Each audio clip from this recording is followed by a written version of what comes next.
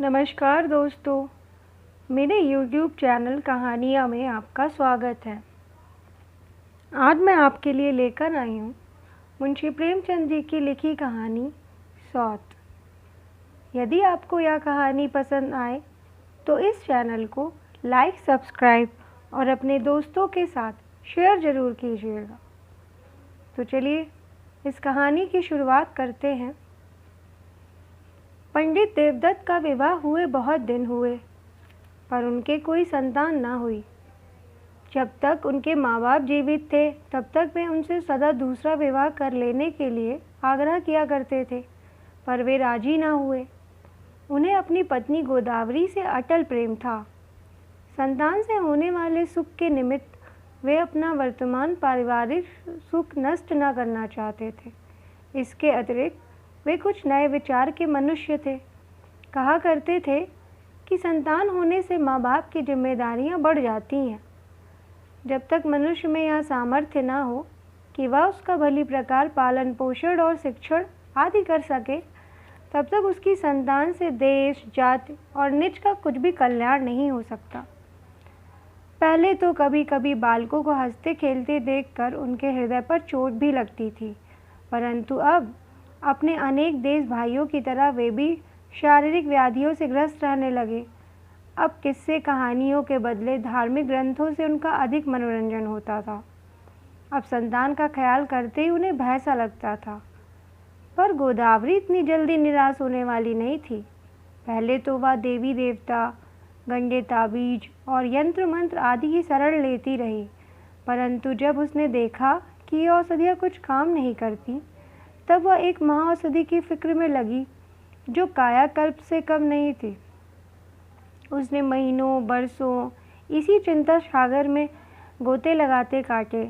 उसने दिल को बहुत समझाया, परंतु मन में जो बात समा गई थी किसी तरह ना निकली। उसे बड़ा भारी आत्मत्याग करना पड़ेगा। शायद प्रति प्रेम के सदृश अनमोल रत्न भी उसके हाथ से निकल जाए। पर क्या ऐसा हो सकता है?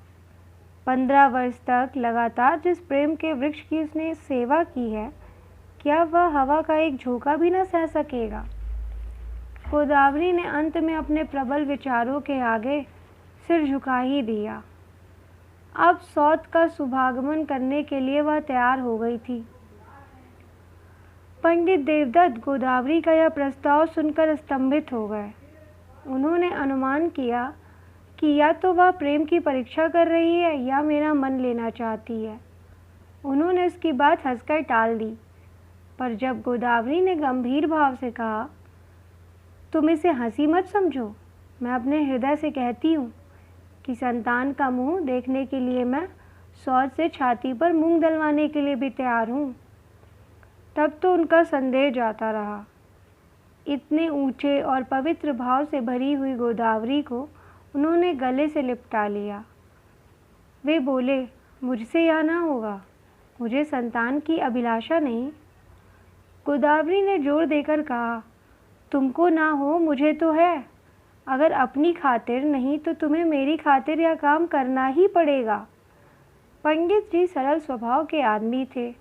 हामी तो उन्होंने ना भरी, पर बार बार कहने से वे कुछ कुछ राजी अवश्य हो गए। उस तरफ से इसी की देर थी। पंडित जी को कुछ भी परिश्रम न करना पड़ा। गोदावरी की कार्यकुशलता ने सब काम उनके लिए सुलभ कर दिया। उसने इस काम के लिए अपने पास से केवल रुपए ही नहीं निकाले, किंतु अपने गहने और कपड़े भी अर्पण कर दिए। लोक निंदा का भय इस मार्ग में सबसे बड़ा कांटा था। देवदत्त मन में विचार करने लगे कि जब मैं मोर सजाकर चलूँगा तब लोग मुझे क्या कहेंगे। मेरे दफ्तर के मित्र मेरी हंसी उड़ाएंगे और मुस्कुराते हुए कटाक्षों से मेरी ओर देखेंगे। उनके वे कटाक्ष छुरी से भी ज़्यादा तेज होंगे। उस समय मैं क्या करूँगा? गोदावरी ने अपने गांव में जाकर इस कार्य को आरंभ कर दिया और इसे निर्विघ्न समाप्त भी कर डाला। नई बहू घर में आ गई। उस समय गोदावरी ऐसी प्रसन्न मालूम हुई मानो वह बेटे का ब्याह कर लाई हो। वह खूब गाती बजाती रही। उसे क्या मालूम था कि शीघ्र ही उसे इस गान के बदले रोना पड़ेगा। कई मास बीत गए। गोदावरी अपनी सौत पर इस तरह शासन करती थी मानो वह उसकी सास हो। तथापि वह यह बात कदापि न भूलती थी कि मैं वास्तव में उसकी सास नहीं हूँ। उधर गोमती को अपनी स्थिति का पूरा ख्याल रहता था। इसी कारण सास के शासन की तरह कठोर न रहने पर भी गोदावरी का शासन उसे अप्रिय होता था।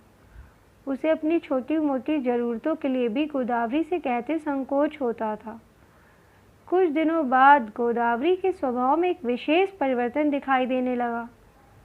वह पंडित जी को घर में आते जाते बड़ी तीव्र दृष्टि से देखने लगी। उसकी स्वाभाविक गंभीरता अब मानो लोप सी हो गई। जरा सी बात भी उसके पेट में नहीं पचती। जब पंडित जी दफ्तर से आते तब गोदावरी उनके पास घंटों बैठी गोमती का वृतांत सुनाया करती।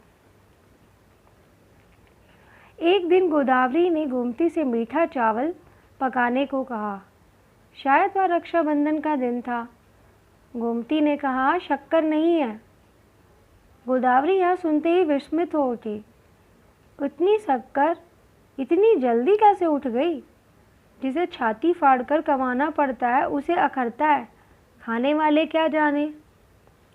जब पंडित जी दफ्तर से आए तब यह जरा सी बात बड़ा विस्तृत रूप धारण करके उनके कानों में पहुंची। थोड़ी देर के लिए पंडित जी के दिल में भी यह शंका हुई कि गोमती को कहीं भस्मक रोग तो नहीं हो गया। ऐसी ही घटना एक बार फिर हुई। पंडित जी को बवासीर की शिकायत थी। लाल मिर्च वह बिल्कुल न खाते थे। गोदावरी जब रसोई बनाती थी तब वह लाल मिर्च रसोई घर में लाती ही ना थी। गोमती ने एक दिन दाल में मसाले के साथ थोड़ी सी लाल मिर्च भी डाल दी। पंडित जी ने दाल कम खाई, पर गोदावरी गोमती के पीछे पड़ गई। ऐंठ कर बोली, ऐसी जीभ जल क्यों नहीं जाती? पंडित जी बड़े ही सीधे आदमी थे। दफ्तर से आए, खाना खाए, पढ़कर सो रहे। वे एक साप्ताहिक पत्र मंगाते थे। उसे कभी कभी महीनों खोलने की नौबत न आती थी। जिस काम में जरा भी कष्ट या परिश्रम होता उससे वे कोसों दूर भागते थे। कभी उनके दफ्तर में थिएटर के पास मुफ्त मिला करते थे, पर पंडित जी उनसे कभी काम नहीं लेते और ही लोग उनसे मांग ले जाया करते। रामलीला या कोई मेला तो उन्होंने शायद नौकरी करने के बाद फिर कभी देखा ही नहीं। गोदावरी उनकी प्रकृति का परिचय अच्छी तरह पा चुकी थी। पंडित जी भी प्रत्येक विषय में गोदावरी के मतानुसार चलने में अपनी कुशल समझते थे, पर रुई सी मुलायम वस्तु भी दबकर कठोर हो जाती है। पंडित जी को यह आठों पहर की चहचह असहाय सी प्रतीत होती। कभी कभी मन में झुंझलाने भी लगते। इच्छा शक्ति जो इतने दिनों तक बेकार पड़ी रहने से निर्बल सी हो गई थी, अब कुछ सजीव सी होने लगी थी। पंडित जी यह मानते थे कि गोदावरी ने सौत को घर लाने में बड़ा भारी त्याग किया है। उसका यह त्याग अलौकिक कहा जा सकता है, परंतु उसके त्याग का भार जो कुछ है वह मुझ पर है। गोमती पर उसका क्या एहसान? यहाँ उसे कौन सा सुख है जिसके लिए वह फटकार पर फटकार सहे? पति मिला है वह बूढ़ा और सदा रोगी। घर मिला है वह ऐसा कि अगर नौकरी छूट जाए तो कल चूल्हा न जले। इस दशा में गोदावरी का यह स्नेह रहित बर्ताव उन्हें बहुत अनुचित मालूम होता। गोदावरी की दृष्टि इतनी स्थूल न थी कि उसे पंडित जी के मन के भाव नजर न आवे। उनके मन में जो विचार उत्पन्न होते वे सब गोदावरी को उनके मुख पर अंकित से दिखाई पड़ते। यह जानकारी उसके हृदय में एक और गोमती के प्रति ईर्ष्या की प्रचंड अग्नि दहका देती। दूसरी ओर पंडित देवदत्त पर निष्ठुरता और स्वार्थप्रियता का दोषारोपण कराती। फल यह हुआ कि मनोमालिन्य दिन दिन बढ़ता गया। गोदावरी ने धीरे धीरे पंडित जी से गोमती की बातचीत करनी छोड़ दी, मानो उसके निकट गोमती घर में थी ही नहीं। न उसके खाने पीने की वह सुधि लेती, न कपड़े लत्ते की। एक बार कई दिनों तक उसे जलपान के लिए कुछ भी ना मिला। पंडित जी तो आलसी जीव थे, वे इन अत्याचारों को देखा करते, पर अपने शांति सागर में घोर उपद्रव मच जाने के भय से किसी से कुछ न कहते। तथापि इस छिछले अन्याय ने उनकी महती सहन शक्ति को भी मत डाला। एक दिन उन्होंने गोदावरी से डरते डरते कहा, क्या आजकल जलपान के लिए मिठाई विठाई नहीं आती? गोदावरी ने क्रुद्ध होकर जवाब दिया, तुम लाते ही नहीं तो आए कहाँ से? मेरे कोई नौकर बैठा है? देवदत्त को गोदावरी के कठोर वचन तीर से लगे। आज तक गोदावरी ने उनसे ऐसी रोषपूर्ण बात कभी नहीं की थी। वे बोले, धीरे बोलो, झुंझलाने की तो कोई बात नहीं है। गोदावरी ने आंखें नीची करके कहा,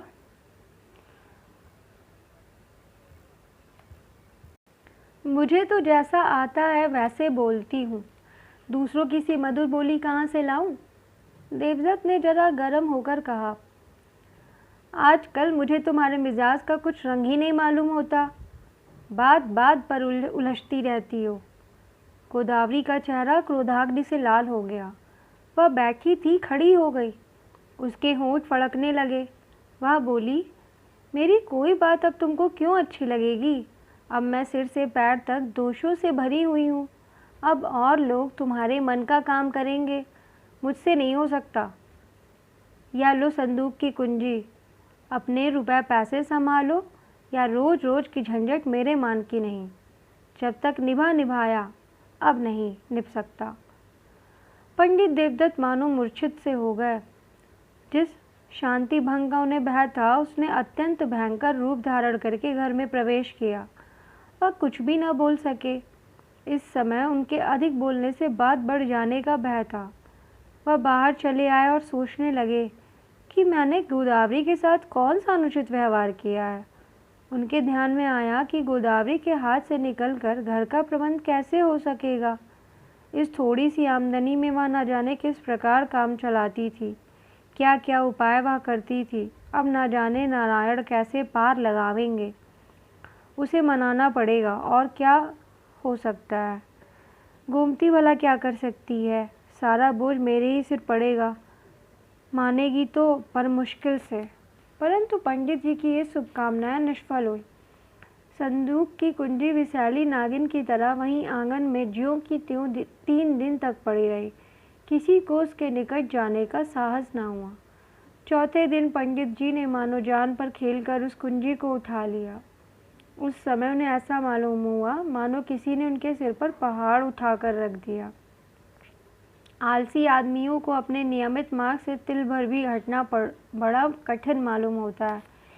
यद्यपि पंडित जी जानते थे कि मैं अपने दफ्तर के कारण इस कार्य को संभालने में असमर्थ हूँ, तथापि उनसे इतनी ढिठाई न हो सकी कि वह कुंजी गोमती को दे। पर यह केवल दिखावा ही भर था। कुंजी उन्हीं के पास रहती थी, काम सब गोमती को करना पड़ता था। इस प्रकार गृहस्थी के शासन का अंतिम साधन भी गोदावरी के हाथ से निकल गया। गृहिणी के नाम के साथ जो मर्यादा और सम्मान था, वह भी गोदावरी के पास से उसी कुंजी के साथ चला गया। देखते देखते घर की महरी और पड़ोस की स्त्रियों के बर्ताव में भी बहुत अंतर पड़ गया। गोदावरी अब पदच्युता रानी की तरह थी। उसका अधिकार अब केवल दूसरों की सहानुभूति पर ही रह गया था।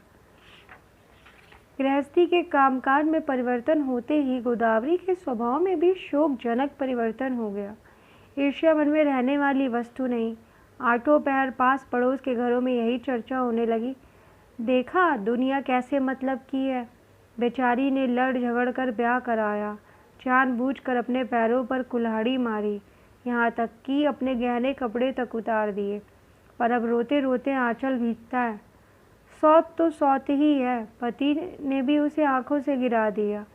वह सब दासी की तरह घर में पड़ी पड़ी पेट जुलाया करे, या जीना भी कोई जीना है।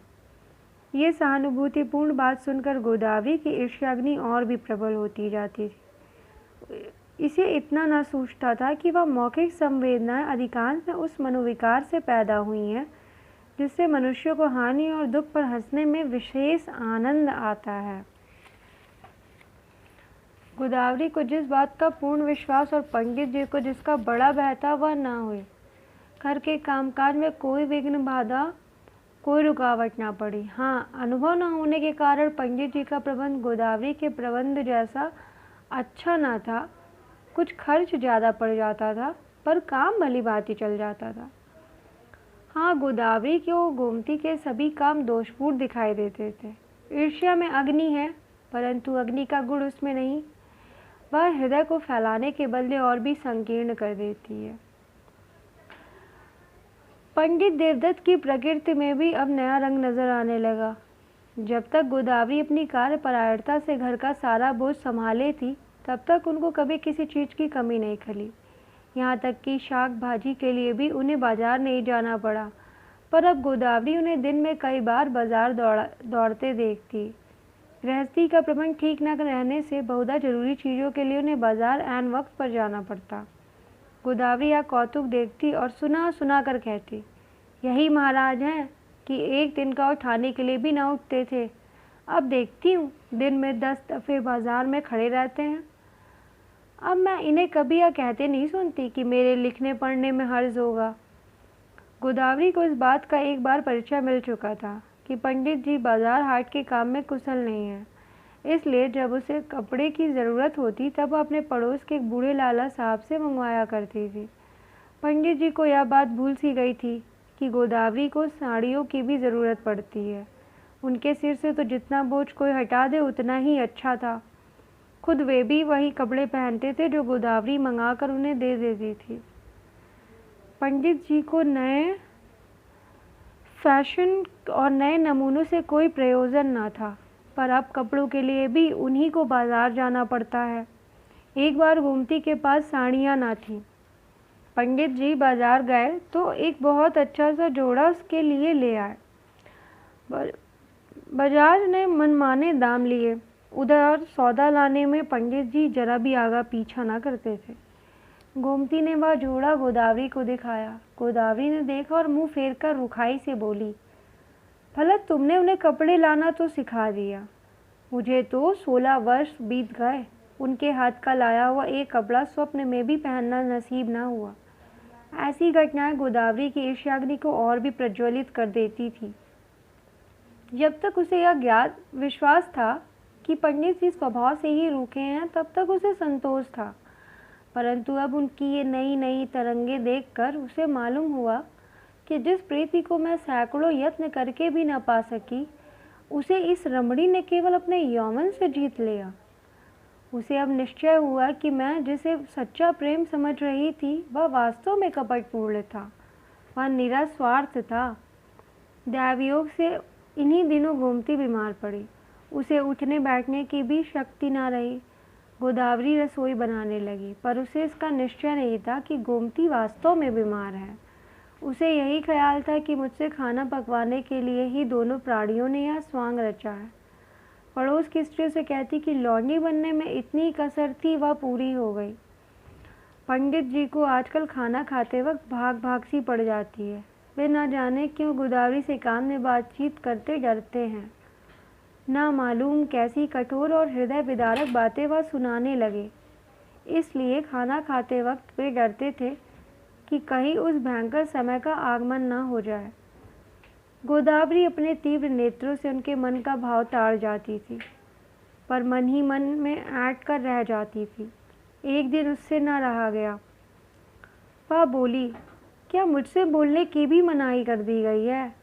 देखती हूँ कहीं तो रात रात भर बातों का तार नहीं टूटता, पर मेरे सामने मुंह खोलने की भी कसम सी खाई है। घर का रंग ढंग देखते हो ना, अब तो काम तुम्हारे इच्छा अनुसार चल रहा है।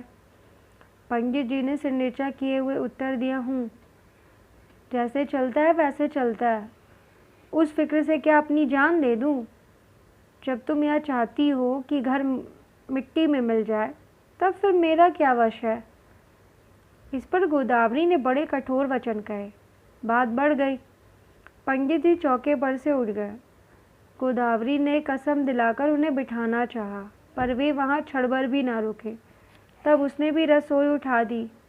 सारे घर को उपवास करना पड़ा। गोमती में एक विचित्रता यह थी कि वह कड़ी से कड़ी बात सहन कर सकती थी, पर भूख सहन करना उसके लिए बड़ा कठिन था। इसलिए कोई व्रत भी ना रखती थी। हाँ, कहने सुनने को जन्माष्टमी रख लेती थी, पर आजकल बीमारी के कारण उसे और भी भूख लगती थी। जब उसने देखा कि दोपहर होने को आई और भोजन मिलने के कोई लक्षण नहीं, तब विवश होकर बाजार से मिठाई मंगाई। संभव है उसने गोदावरी को जलाने के लिए ही खेल खेला हो, क्योंकि कोई भी एक वक्त खाना न खाने से मर नहीं जाता। गोदावरी के सिर से पैर तक आग लग गई। उसने भी तुरंत मिठाइयाँ मंगवाईं। कई वर्ष के बाद आज उसने पेट भर मिठाइयाँ खाईं। ये सब ईर्ष्या के कौतुक हैं। जो गोदावरी दोपहर के पहले मुंह में पानी न डालती थी, वही अब प्रातःकाल ही कुछ जलपान किए बिना नहीं रह सकती। सिर में वह हमेशा मीठा तेल डालती थी, पर अब मीठे तेल से उसके सिर में पीड़ा होने लगती थी। पान खाने का उसे नया व्यसन लग गया। ईर्ष्या ने उसे नई नवेली बहू बना दिया। जन्माष्टमी का शुभ दिन आया। पंडित जी का स्वाभाविक आलस्य इन 2-3 दिनों के लिए गायब हो जाता था। बड़े उत्साह से झांकी बनाने में लग जाते थे। गोदावरी यह व्रत बिना जल के रखती थी, और पंडित जी तो कृष्ण के उपासक ही थे। अब उनके अनुरोध से गोमती ने भी निर्जल व्रत रखने का साहस किया, पर उसे बड़ा आश्चर्य हुआ जब महरी ने आकर उससे कहा, बड़ी बहू निर्जल न रहेंगी, उनके लिए फलाहार मंगा दो। संध्या समय गोदावरी ने मान मंदिर जाने के लिए इक्के की फरमाइश की। गोमती को यह फरमाइश बुरी मालूम हुई। आज के दिन इक्कों का किराया बहुत बढ़ जाता था। मान मंदिर कुछ दूर भी नहीं था। इससे वह चिढ़कर बोली, व्यर्थ रुपया क्यों फेंका जाए, मंदिर कौन बड़ी दूर है, पाँव पाँव क्यों नहीं चली जाती। हुक्म चला देना तो सहज है, अखरता उसे है जो बैल की तरह कमाता है। 3 साल पहले गोमती ने इसी तरह बातें गोदावरी के मुंह से सुनी थी। आज गोदावरी को भी गोमती के मुंह से सुननी पड़ी। समय की गति। इन दिनों गोदावरी बड़े उदासीन भाव से खाना बनाती है। पंडित जी के पथ्यापथ्य के विषय में भी अब उसे पहले किसी चिंता ना थी। एक दिन उसने महरी से कहा कि अंदाज से मसाले निकाल कर पीस ले। मसाले दाल में पड़े तो मिर्च जरा अधिक तेज हो गई। मारे भय से पंडित जी से वह न खाई गई। अन्य आलसी मनुष्यों की तरह चटपटी वस्तुएं उन्हें भी बहुत प्रिय थी, परंतु वह रोग से डरे हुए थे।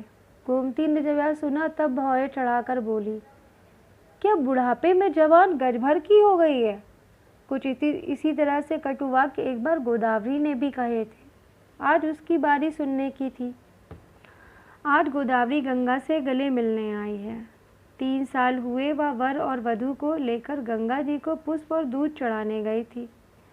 आज वह अपने प्राण समर्पण करने आई है। आज वह गंगा जी की आनंदमयी लहरों में विश्राम करना चाहती है। गोदावरी को अब उस घर में एक क्षण रहना भी दुस्सह हो गया था। जिस घर में रानी बनकर रही, उसी में चेरी बनकर रहना उस जैसी सगर्वा स्त्री के लिए असंभव था। अब इस घर में गोदावरी का स्नेह उस पुरानी रस्सी की तरह था जो बराबर गांठ देने पर कहीं न कहीं से टूट ही जाती है। उसे गंगा जी की शरण लेने के सिवाय और कोई उपाय न सूझता था। कई दिन हुए उसके मुंह से बार बार जान देने की धमकी सुन पंडित जी खिजलाकर बोल उठे थे, तुम किसी तरह मर भी तो जाती। गोदावरी उन विष भरे शब्दों को अब तक न भूली थी। चुभने वाली बातें उसको कभी न भूलती थी। आज गोमती ने भी वही बातें कही। यद्यपि उसने बहुत कुछ सहन करने के पीछे कठोर बातें कही थी, तथापि गोदावरी को अपनी बातें तो भूल सी गई थी। केवल गोमती और पंडित जी के वाक्य ही उसके